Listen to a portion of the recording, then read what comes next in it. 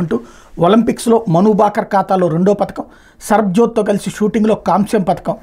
సిడ్నీలో 65 మంది పోటీ పడితే తెలుగు తేజం మల్లేశ్వరి సాధించిన ఒకే ఒక్క పథకానికి మదానందపడ్డ రోజులు ఇంకా కళ్ళ ముందు మొదలుతూనే ఉన్నాయి. రియోలో 100 మందికి పైగా బరిలో నిలిస్తే మన సింధుతో పాటు సాక్షి మాలిక్ సాధించిన 2 పథకాలకే అమ్మయ్య అనుకున్న రోజులు మర్చిపోలేం. కానీ నేడు ప్యారిస్లో ఓ అమ్మాయి 3 రోజుల వ్యవధిలో 2 ఒలింపిక్ పథకాలతో అద్భుతం చేసింది.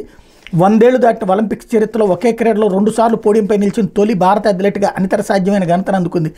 భారత క్రీడా చరిత్రలో తన పేరును సువర్ణాక్షరాలతో లిఖించుకున్న ఆ గటికురాలే మను భాకర్. 3 రోజుల కిందట వ్యక్తిగత ఈవెంట్లో కాంస్యంతో భారత్ ఖాతా తెరిచిన మను ఇప్పుడు జట్టు విభాగంలో సర్బ్జోత్తో కలిసి మరో కంచు పథకాన్ని సాధించి భారత అభిమానుల ఆనందాన్ని రెండింతలు చేసింది. ఇప్పటిదాకా హాకీ కాకుండా ఒలింపిక్స్లో 1కి మించి పథకాలు గెలిచిన భారత క్రీడాకారులు ఇద్దరే. రెగ్యులర్ సుశీల్ కుమార్ 2008లో కాంస్యం, 2012లో రజతం. షట్లర్ పివి సింధు 2016లో రజతం, 2021లో కాంస్యం. చెరో 2 పథకాలు సాధించారు. మను ఒకే ఒలింపిక్స్లో 2 పథకాలు సాధించిన తొలి భారత అథ్లెట్గా రికార్డు సృష్టించింది అన్నట్టు వార్తని హైలైట్ చేశారు. లేకపోతే త్వరలో కానిస్టేబుల్ నియామకాలు.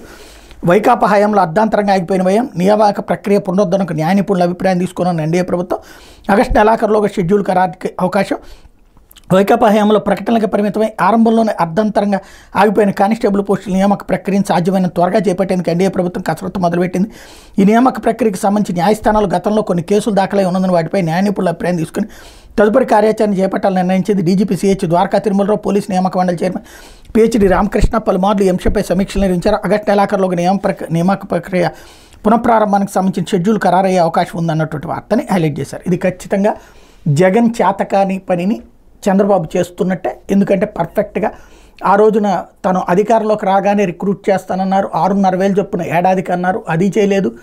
అలాగే చివరి ఏడాది దాకా సాగదీస్తానే వచ్చారు. లాస్ట్ ఇయర్ అనుకుంటా 6,500కి నోటిఫికేషన్ అని చెప్పి మళ్ళీ అది కూడా ఆగిపోయినటువంటిది. ఓవరాల్గా ఇప్పుడు తొలి ఏడాదిలోనే చేస్తూ ఉండటం అన్నటువంటిది చంద్రబాబు గారిని అభినందించారు. ఇకపోతే 2 అమ్మలున్న